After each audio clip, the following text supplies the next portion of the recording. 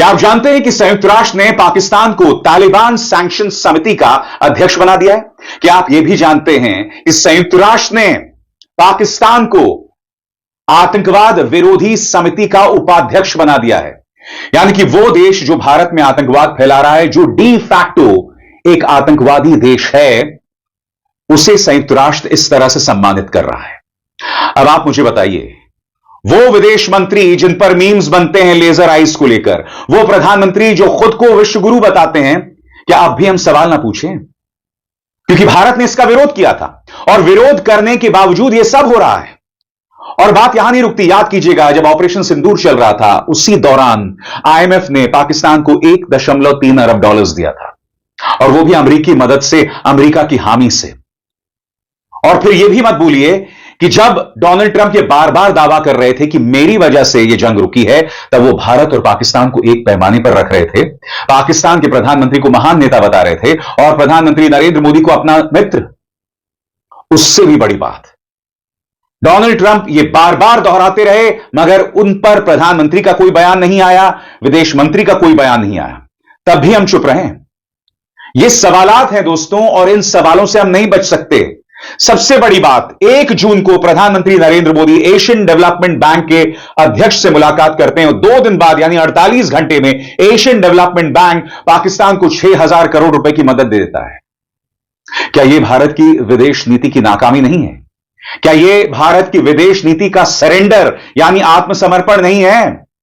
यह सवाल है साहब। इस तरह के मीम्स बनाना जिसमें विदेश मंत्री की आंखों से लेजर निकल रहा है, यह सब बहुत आसान है। यह सवाल किए जाएंगे। तो सबसे बड़ी बात, अगर राहुल गांधी यह कह रहे हैं कि नरेंद्र ने सरेंडर कर लिया, तो सेना या देश का अपमान कैसे हो गया? आखिर क्यों इस देश के पत्रकार बार बार इस बात को दोहरा रहे हैं? आखिर क्यों यह बात प्रचार तंत्र में कही जा रही है? आखिर क्यों राहुल गांधी को बदनाम किया जा रहा है? इससे पहले कि मैं आपको बताऊं कि गोदी मीडिया में क्या क्या चल रहा है, मैं आपके सामने कुछ सवाल रखना चाहूंगा इस देश के विदेश मंत्री से, जो आजाद भारत के इतिहास के सबसे नाकारा विदेश मंत्री हैं। एक एक करके मुद्दे आपके सामने। पहला, 2021 में जब पाकिस्तान FATF यानी फाइनेंशियल एक्शन टास्क फोर्स की ग्रे लिस्ट में बना रहा, तो विदेश मंत्री ने खूब क्रेडिट लिया था। 2022 में जब पाकिस्तान FATF की ग्रे लिस्ट से बाहर हो गया, वो भी इंडिया के विरोध के बावजूद, तब चुपचाप बैकग्राउंड में बात चली गई और विदेश मंत्री ने कोई जिम्मेदारी नहीं ली। तीसरा मुद्दा, अब 3 साल बाद पाकिस्तान UNSC की तालिबान सैंक्शंस कमेटी का चेयरमैन के कुछ नहीं किया, ये नहीं किया, वो नहीं किया, और हमने कुछ नहीं सुना।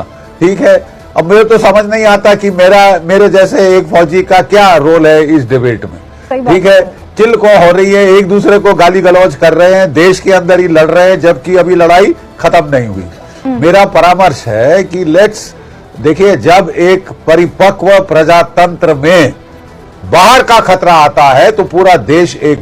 ऑपरेशन सिंदूर के दौरान भारत की दक्षता और समझदारी की चर्चा पूरी दुनिया में हो रही है, और वो इसलिए क्योंकि भारत ने 3 दिन में ऐसे देश को घुटने पर ला दिया जो खुद परमाणु संपन्न होने का दम भरता है, न्यूक्लियर पावर है पाकिस्तान, और कई मौकों पर इसकी धमकी दे चुका है।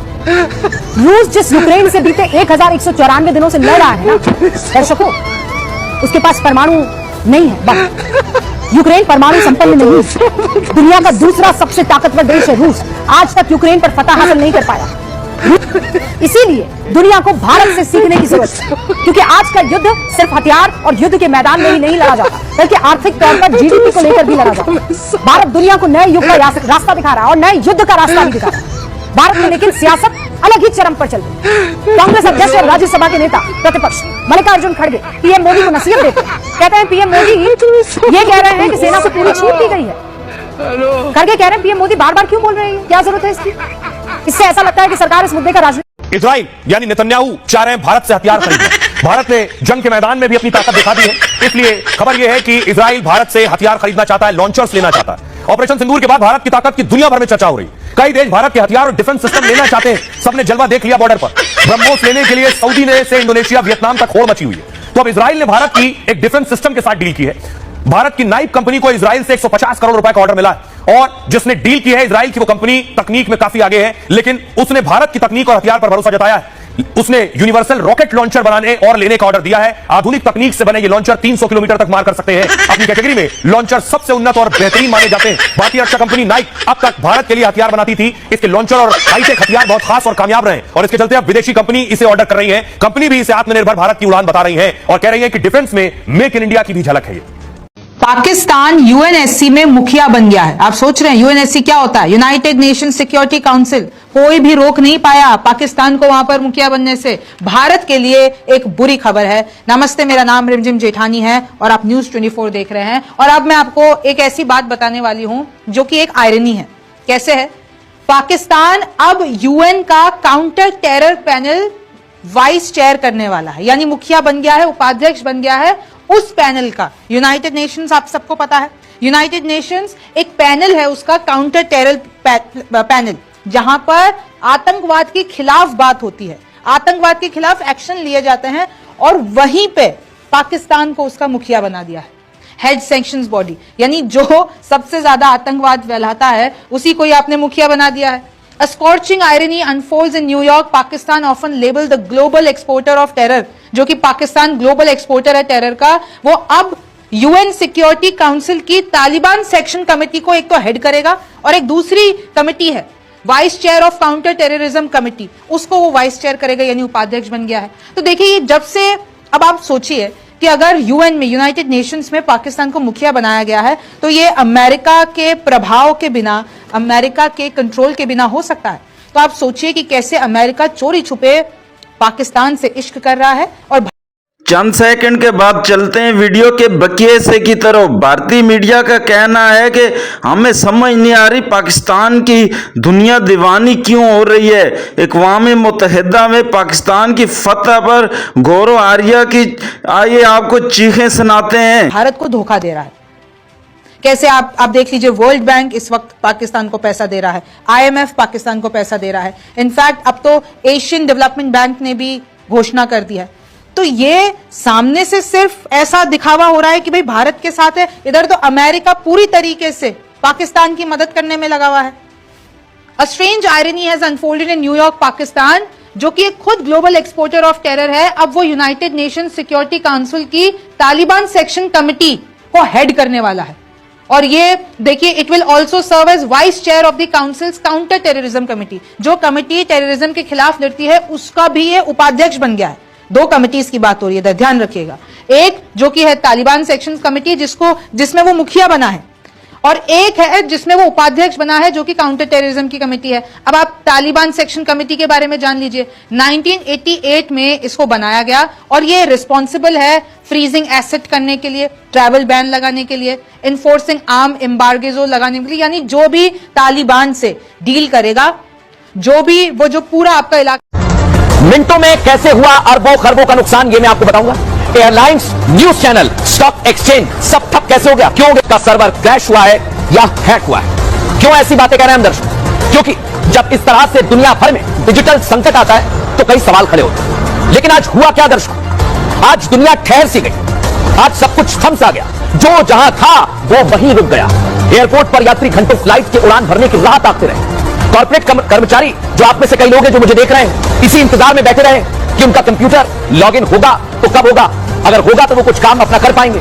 रेडियो पर जो लोग समाचार बड़े इत्मीनान से सुन रहे थे, वहां अचानक सन्नाटा सा छा गया। इस बीच लंदन स्टॉक एक्सचेंज भी धड़ाम से नीचे गिर गया।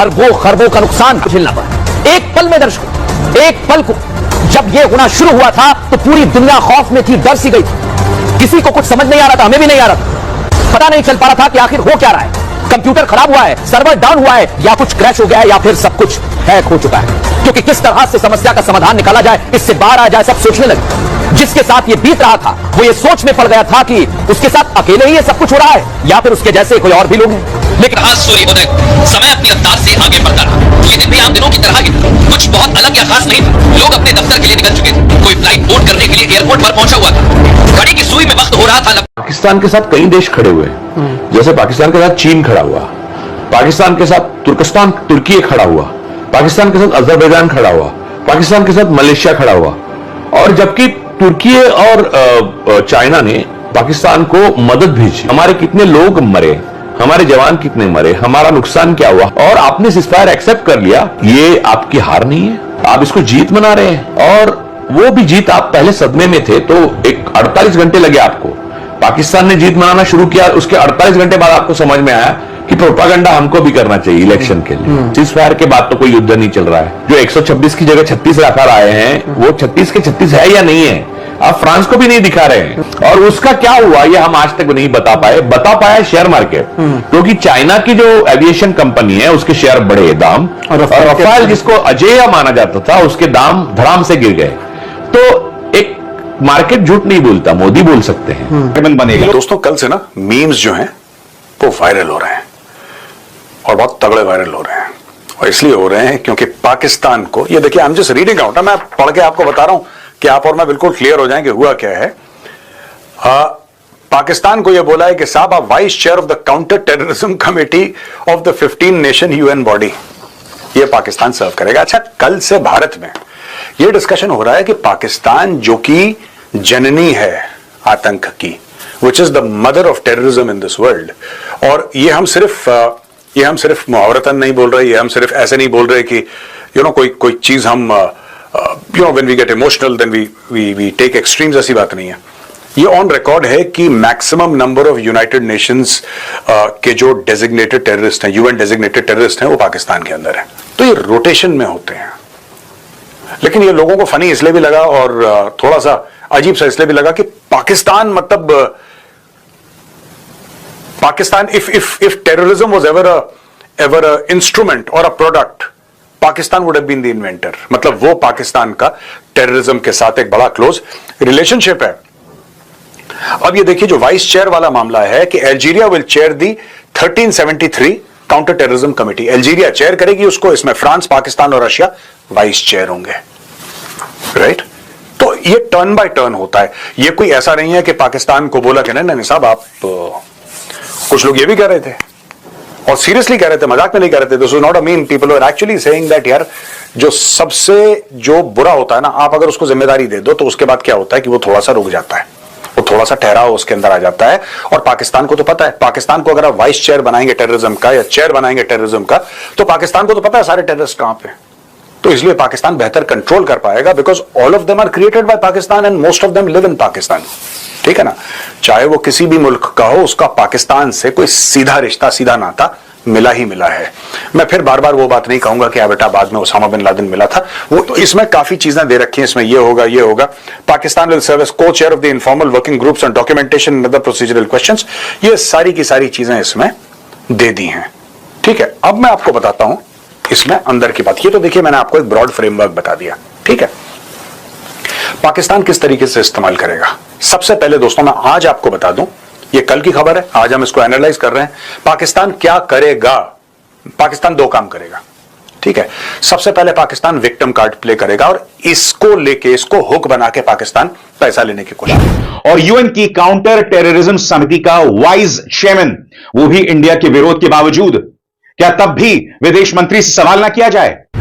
एस जयशंकर का एक ही काम था, पाकिस्तान को कूटनीतिक तौर पर अलग थलग करना, मगर माननीय लेजर आइज ये भी नहीं कर पाए। और जब राहुल गांधी कह रहे हैं कि नरेंद्र ने सरेंडर कर लिया, तो उसको लेकर गोदी मीडिया को आपत्ति हो रही है।